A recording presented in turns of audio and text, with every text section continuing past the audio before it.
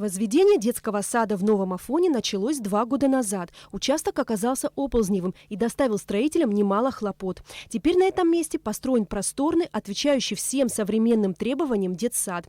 Учреждение рассчитано на 100 мест и подготовлено для комфортного и безопасного пребывания дошколят. Садик строился по инвестпрограмме, было выделено 132 миллиона рублей.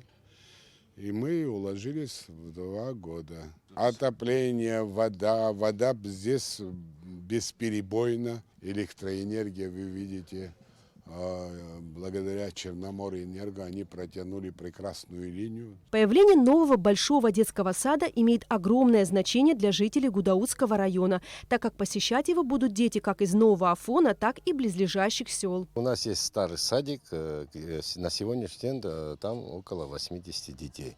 Но поскольку у нас на очереди стоят очень много детей, не только нашего города и близлежащих сел, обязательно надо освобождать родителей, и для этого нужны детские сады. Вице-премьер Российской Федерации Виталий Мутко и премьер-министр Абхазии Валерий Бганба осмотрели пищеблок, состоящий из нескольких цехов со всем необходимым оборудованием, просторные спальни и игровые комнаты. Здесь игровая комната, а вот здесь спальня. Все они солнечные.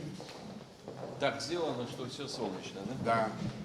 Вот, Внимание Виталия Мутко также привлекли музыкальная комната и спортивный зал, оснащенный новым инвентарем. Манежик есть. Канат, манеж. Ну, и все это, да? Это стандартный набор. Стандартный набор. Здесь все есть. Также Виталий Мутко поинтересовался, оснащены ли помещения всем необходимым инвентарем и доволен ли коллектив новым дошкольным учреждением. По качеству вы тоже удовлетворены, да? Да. Ну ладно, тогда Качество давай. строительства Вы я после Нового удовлетворена. года хотите, да? После Нового года, после Ну ладно, каникул. тогда Спасибо вам вам удачи, большое, привет что вы детишкам, приехали к нам. родителям. Наш Спасибо вам. город, Давайте. большое вам спасибо. Новый детский сад распахнет свои двери для более 100 детей уже совсем скоро. Как говорят сотрудники местной администрации, в начале следующего года. Эсма Гуланзе, Степан Мартиросян, Абхазское телевидение.